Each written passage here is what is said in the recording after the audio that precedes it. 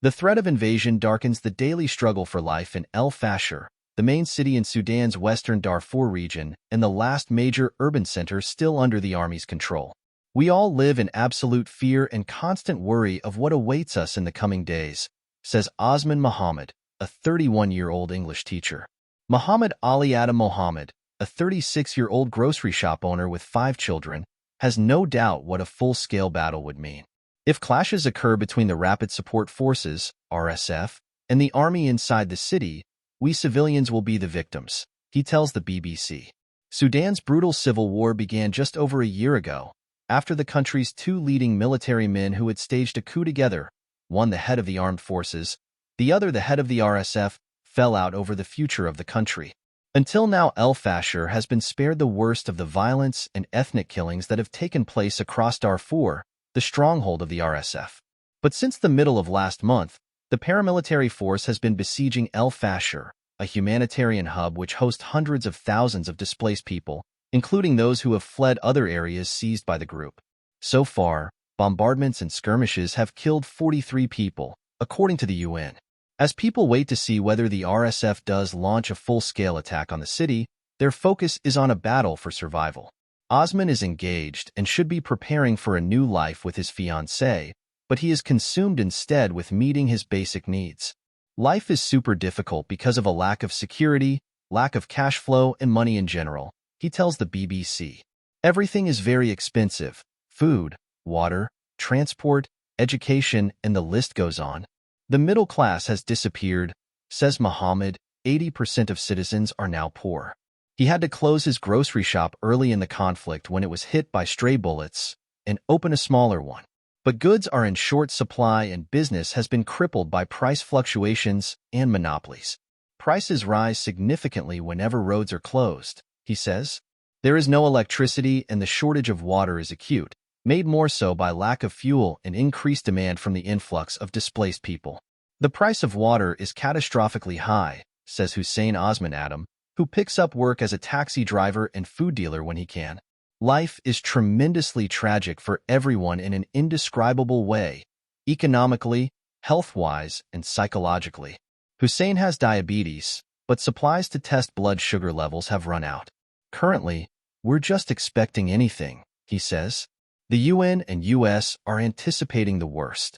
They have issued warnings about the consequences of a full-scale attack on an area already on the brink of famine. It would be a large-scale massacre, a disaster on top of a disaster, the U.S. ambassador to the UN, Linda Thomas-Greenfield, said earlier this week. That prediction builds on what has been reported from other cities conquered by the RSF and allied Arab militias: widespread looting, ethnic violence against non-Arab groups, and sexual attacks. RSF commanders deny these accusations.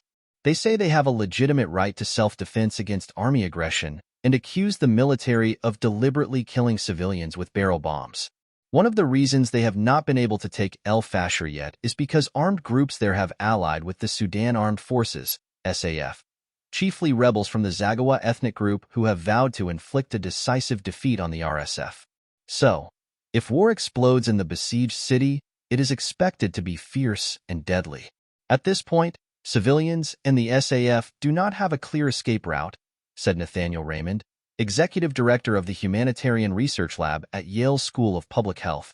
We call this phenomenon a kill box, he told a recent emergency media briefing, and the space for intervention is probably gone.